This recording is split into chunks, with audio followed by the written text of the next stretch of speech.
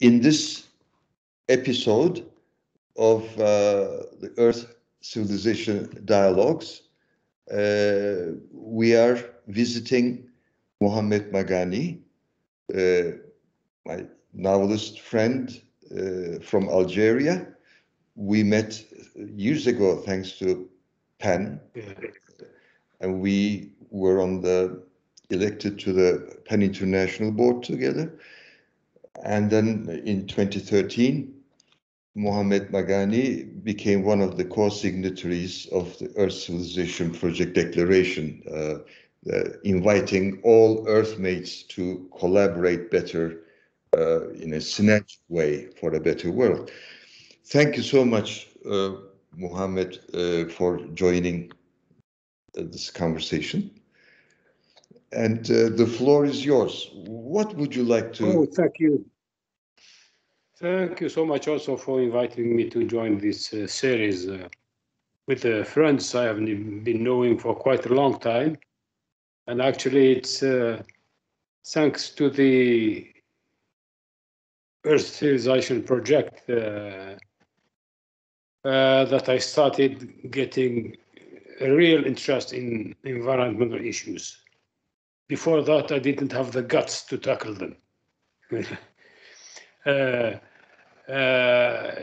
fact, my nature writing, if I may say so, starting from that period on, I was very happy to have met people who were very much aware of the issues of the environment and ecology and so on, that I therefore started not hesitating to write about nature and about protection and safeguard of nature, which I believe it's very important. Really, humanity is at a crisis point in terms, and I think it's high time we return nature back to the earth. Yes, and you were born in Algeria. How was your childhood, and what are some of what led you to literature? Oh yeah, there are deep causes and immediate causes, if you want. I think I grew up in a family of illiterate parents. We were under colonization, so the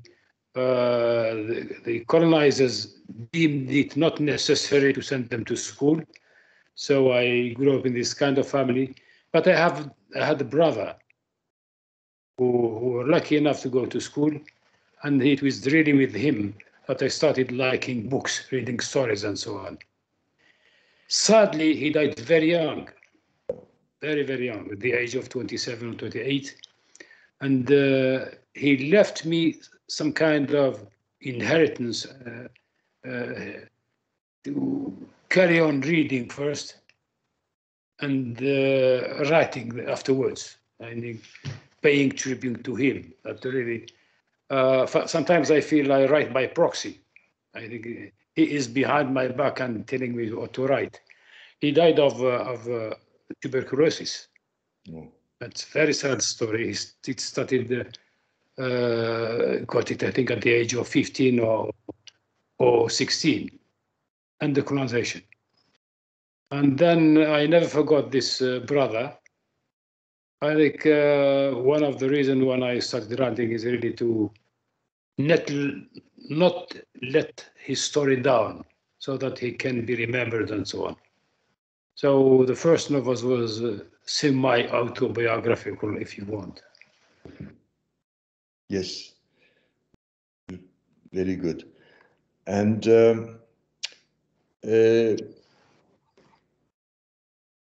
what are some of the topics you focused on in your novels? And I'm the author now of 16 or 17 books, so enough novels. In the early novels, that was rather social and psychological, if you want, issues that I tackled. The issues of memory, my brother, for example, and my parents, and so on. Social issues, question of colonization, decolonization, decolonization of the mind also. So that was really how I started writing. State of mind of people at a certain period, in time, in history, writing more or less the present, if you want, which is very difficult, in fact, writing the present. Then I moved on to other issues. I mean, purely literature writing issues and the ecological issue, quite one of them. But ecological issue that gives me, it's not really only about ecology, but it's a place where to look at society from the, I mean, if you want, I put the narrative voice on the side of people who have some awareness of the environmental issues or of ecology. That's for the last 4 or 5 novels. But still, the social issues are still there. History also, the role of history, memory, and so on. And all these, I'm trying to tackle them in my novels. And also the question of the freedom of the individual. That's also an issue which I tackle, which is very difficult in a society like mine. Freedom of the individual, against the dominant doxa and so on. And it is not easy. I mean, you have to fight, really. Even to be a writer, you have to fight. Exactly. You're right. And you mentioned decolonization of mind, which is a very important issue. It is one thing, officially, a country is liberated, diplomatically, officially. But then how about the mentality? That's very important. And it takes lifelong struggle, I think. I am considering my own problems, issues, and I still struggle. It's maybe freedom is a process instead of a static situation. It means struggle, maybe. It is a struggle, yes. It is a process. It's never ending. When I say decolonizing the mind, it's not only the mind of the ex-colonized, but the mind of the colonizer also. You're right. Or neo-colonizer, if you want. Yes, it's two issues here, in fact. The nostalgia for colonization still exists. And take France, for example. The far right and the lobbies and so on. They are still there. Those who have never accepted the independence of Algeria. These people are still there here. I mean, still defending their opinion and reclaiming the ex-colonies and so on. As you know, it's on. In Turkey too, yes, there are people who want to establish the past Ottoman Empire, which was a colonizing power, and but it is funny, the people who are in favor of re-Ottomanization, they are angry at Western imperialism, but how about the Ottoman imperialism? They see it. And there is also an issue of the Soviet colonization. Unfortunately, in the name of communism, internationalism, especially the Stalinist Russia, the Stalinist Soviets, in a way colonized Eastern Europe, didn't they? Yeah. And so there is also that issue. I mean, it is not only the Western imperialists against people in Africa and Asia. Well, there are more issues. It's in the air. It's still alive. All these issues. Yeah, that's a big debate about the nostalgia for empires, for old powers and the nation states. Now many peoples on Earth, even the smallest ones, are reclaiming their state, their nation. So it's a dichotomy. It's never ending, and it's good then. I mean, I believe that each people has the right to independence, has the right to its language, to its culture, to everything. This is the funny thing about the new century, the 21st century. It's still this process of, as you said, in your case, it's Ottomanization, but in Europe, especially in France, and especially the ex-colonizers, the powerful ones like France and England and so on. Perhaps less in England, but in France, it's powerful. I mean, the nostalgia for the ex-colonies, the idea that they should have never left Algeria and so on is still present, and it's now it's at stake because of the elections. Each time it comes back. It's the presidential elections in France, and we have big problems in France now.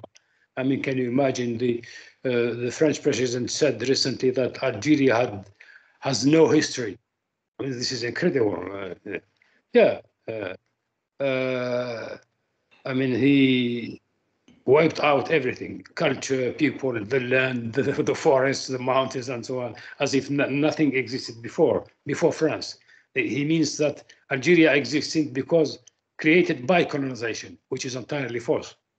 So this ancient powers, old powers, colonial powers, in the case I know, is still a very powerful tendency. And then we have to address it too. In your case, you said it's the Ottoman Empire, which is over. I mean, it's a bad dream now to think of going back to the Ottoman Empire. Really, it's counterproductive. It's historically untrue. It is historically untrue, and people are now, as I said, very aware of their culture. The tiniest people on earth now, very aware of their culture, their language, and their existence and position in the world. And we have, as writers, I think we have to defend this. You're right. To respect all peoples and all cultures, whatever small it is. You are right. And so one of the phrases I like is unity with diversity, or diversity with unity. And our dear colleague, Katika Kulavkova, you know, she has been working on this wonderful project, literature, diversity and unity.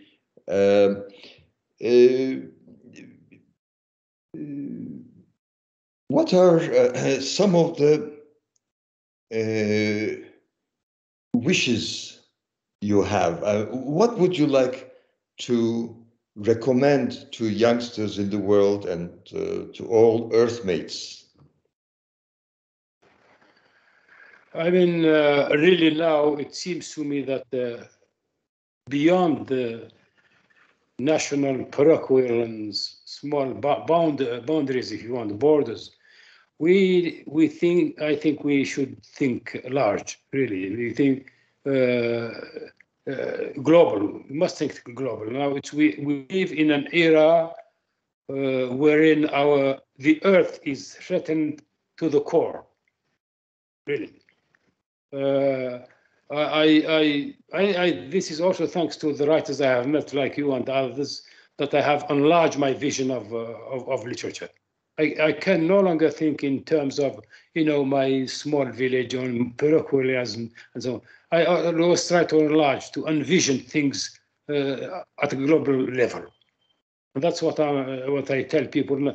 Of course, it's very important memories is important, especially writing places, native places, and writing natural places is important. This is a role of literature. But always also keep in mind that we are part of a big whole, which is called humanity. And if we lose this, we lose everything. True.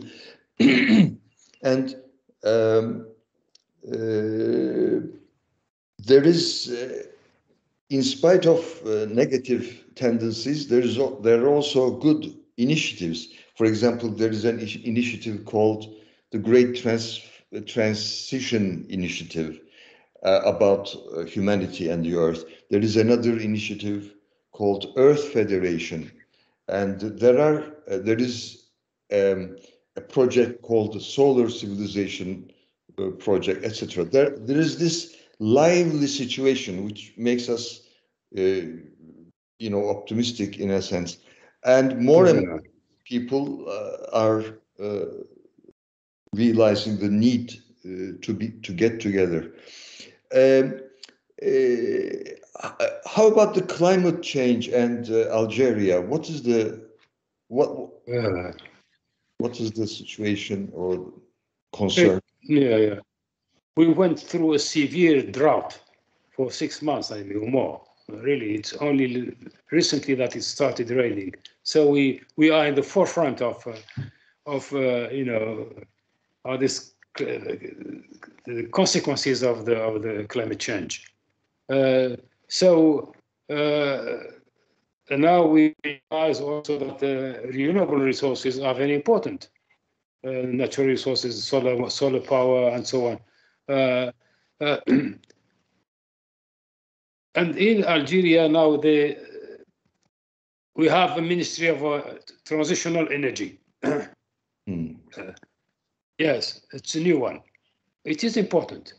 When you were mentioning the transition, and I suppose from unconventional mode of producing energy to the new ones, greener, cleaner, and so on, solar energy, and so on. This is a change.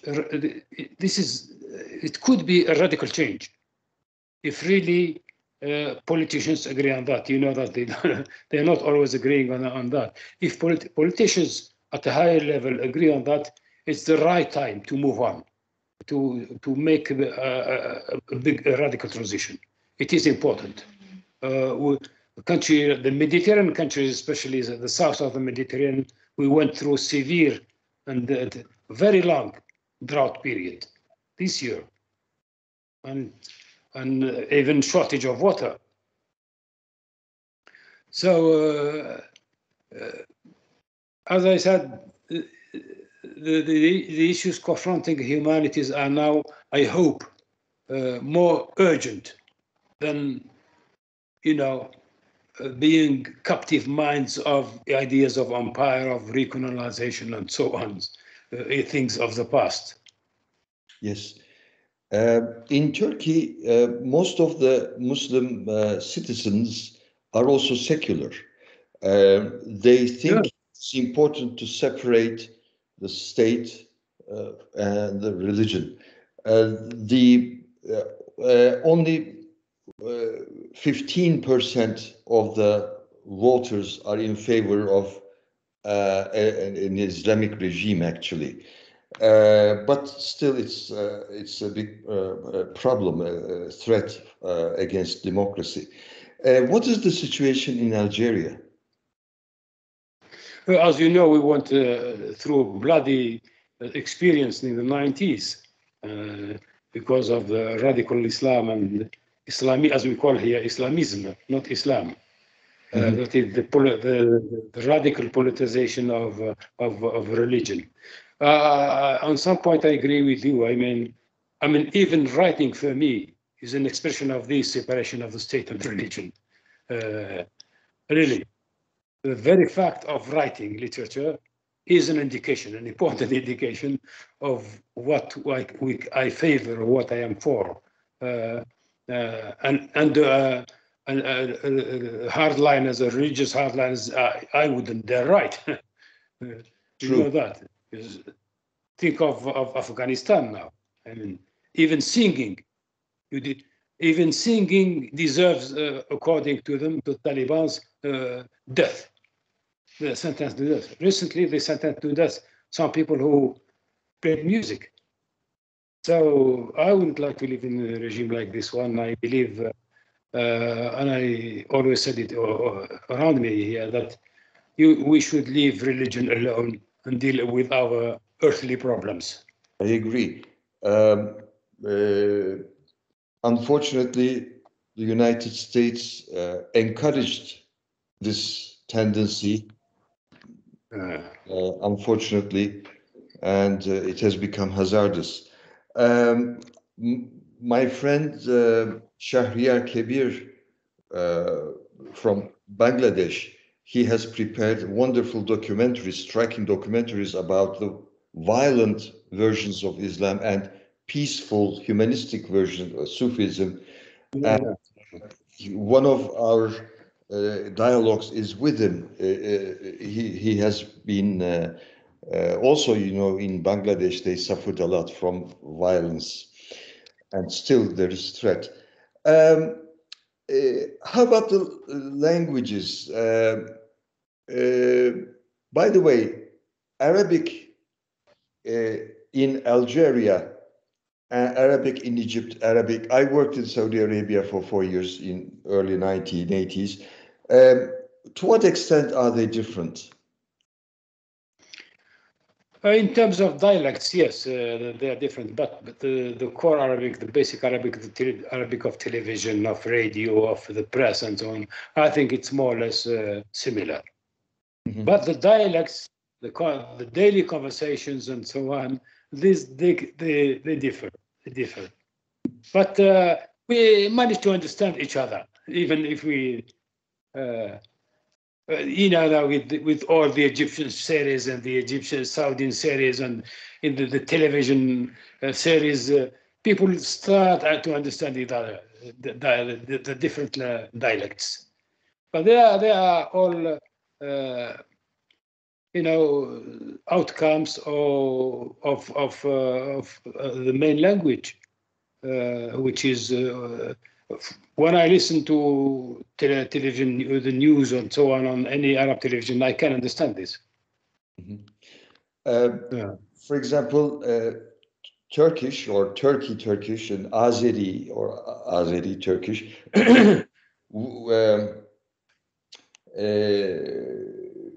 we understand each other too without any problems. There's a dialect, a little bit of difference, that's all.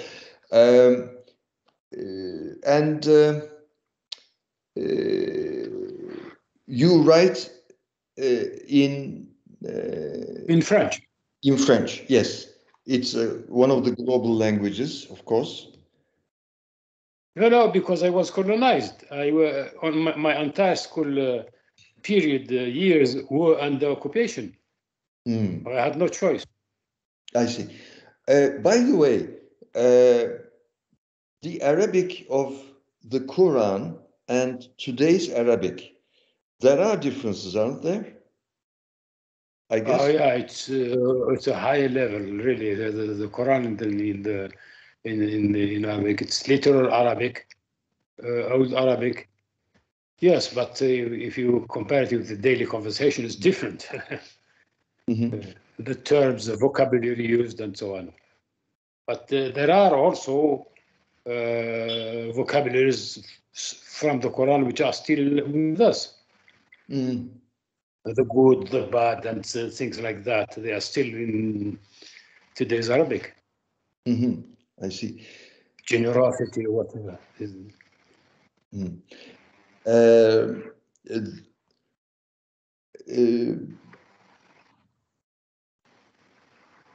How about arts, theater, cinema, and other arts in Algeria? What is the situation? Well, given the pandemic, you really cannot analyze because everything came to a halt with the pandemic. But I must say, in the 70s, 80s, we had the flourishing theater activity, really. But then the 90s, we are still suffering the consequences of the 90s. Still up to now, the outcomes, the results of all the consequences of this period of this decade are still with us. One at a time, everything was forbidden: cinema, theater, singing, and so on. But of course, it's not the same now. People write. We have literature. For example, we have a very excellent Algiers International Book Fair each year, which I think it's the first or the second in Africa now. It's a huge book fair each year. So it's still going on. People write, are published. The cinema sector is because it's expensive. I believe there are films also that films are produced, features films or documentary. There are festivals, cinema festivals also. Things are slowly, gradually coming back. I mean, cultural life. We had the blood in the 90s, and then we had the pandemic. But still, I mean, writers, film directors, and so on are coming back and occupying the scene and so on and doing their job. But slowly, it's really a slow process. I see. Usually, well, first of all, according to science, Africa is our home continent. Yes. So ethically, all humans owe a lot to Africa, ethically. So when I am thinking of Africa, two things are coming to my mind now. One is, what is the tendency of Pan-African idea? What is the situation of this? Yeah, that was a great idea. That was a great idea. People like the founding fathers of Pan-Africanism, like Nkrumah, Boumediene, Nasser, Jomo Kenyatta, and all these people. It's not the same as it used to be in the 70s, 80s, and so on. Because I believe that the West, and especially the ex-colonial powers, it's not in their interest that Africa unite. That's still the same colonial recipe: divide to reign. I think, I believe that that's still the same. Well, and then we have now new protagonists, if you say, coming in Africa. It's no longer France and Great Britain. You have now the United States, you have Russia, you have China, which in a sense could be good. I mean, really, it's to lower down a little bit the influence of the main former colonial powers. I think the more Africa opens up to all countries of the world, even Turkey also is present now in Africa. The more Africa opens to economic powers and political powers in the world, the better it gets. Yes. Confronted with the former colonial powers, we can do nothing. I see. Yes, I agree with you. When some of my friends in the West criticize, mostly rightly, I admit, China and Russia, I say to them, fortunately there is Russia, and fortunately there is China, because I agree with them. balance the US. And also, don't forget, unfortunately, there is also Turkey now. Yeah, well. Yes. Especially with Algeria, they have very strong economic ties now. And we feel better. Good. And what else would you like to mention before we say we put a comma, not a full stop, but a comma to our conversation? I'd like to go back to talk a little bit also about the literature and nature, or the ecology. That's one of my main concern now in literature, really, and say that if I got myself writing nature and literature, or the ecology, ecopoetics, in other words, it's really thanks to writers like you and writers in the project you are in charge and you took charge of, and thanks to them I got the courage to write about environmental issues, which is here has this issue, or the environment or nature, it has been lost in literature. The idea has been lost or never tackled.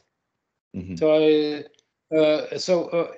I started writing nature and literature thanks to writers, really. Well, we are together. Thank you so much, Mohamed Magani, dear friend.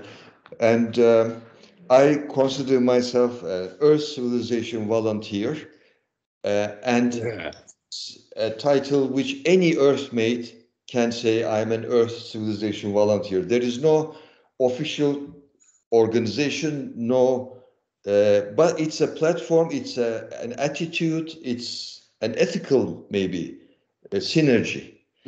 Well, it's a deep felt voluntarism also.